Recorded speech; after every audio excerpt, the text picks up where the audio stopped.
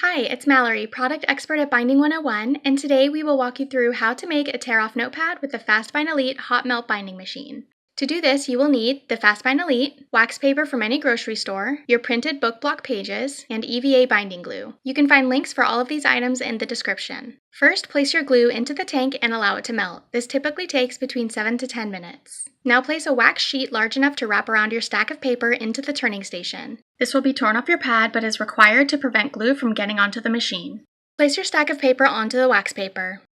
Press the clamping bar against the stack, lifting the handle to lock it in place. Now rotate the station back and pull the gluer over your book and back. Repeat this again. Note, do not use the rougher on the left. Rotate the station back toward you and press the handle all the way down firmly. Release the handle and clamping bar to remove your notepad from the bottom of the station. Tear off your wax paper and you're done. The Fastbind Elite can also be used to make hardcover books, softcover perfect bound books, and tape bound books. Visit binding101.com or call the number on your screen for more information.